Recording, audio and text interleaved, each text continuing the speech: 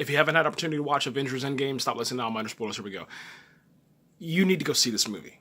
If you're a fan of the Marvel Cinematic Universe, if you're a fan of any of the characters from Thor to Iron Man to Captain America, Incredible Hulk, Black Widow, Hawkeye, War Machine, Falcon, Black Panther, the list goes on and on. Ant-Man and the Wasp, Captain Marvel. If you're a fan of any of these franchises, you need to go check this out, man. This was the most beautiful film I've ever watched. This is the greatest superhero movie that I've ever watched. And this is one of the greatest endings to a saga that I've ever witnessed, man. And I gotta give it up, man. As much as I sit there and I bash, the cinematic universe for phase two. Phase two, obviously I talked about that many times on my channel, and I said, dude, this is crazy, how bad phase two is. Forget about phase two. Just go from phase one to the end game. And it's perfect. All right. What they were able to do, I've never seen anything like it, man. And I think that comes with the power and the magic of Disney. And I'm just going to go ahead and say it, man.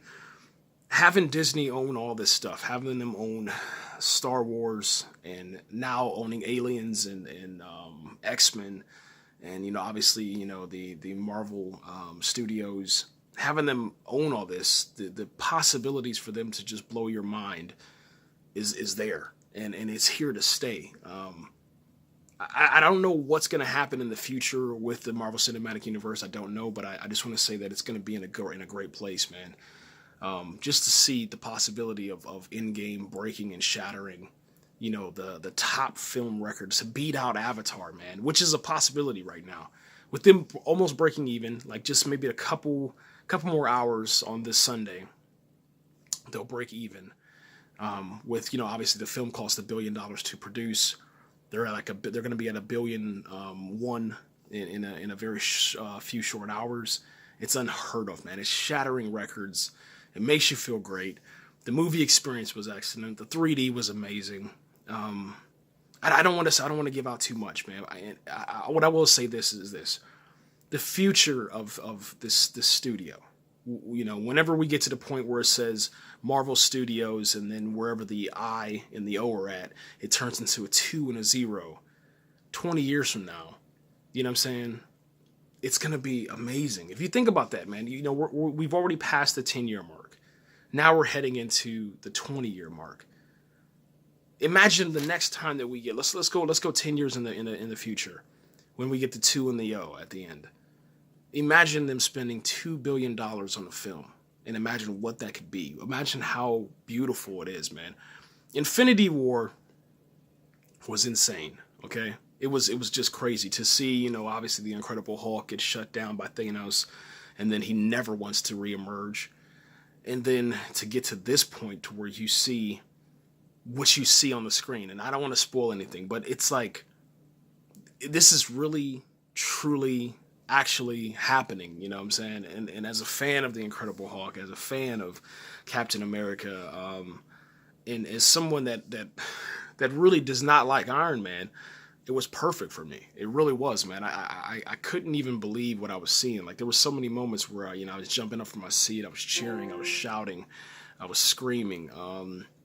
So many moments where where Captain Marvel does something that just takes me back to Man of Steel.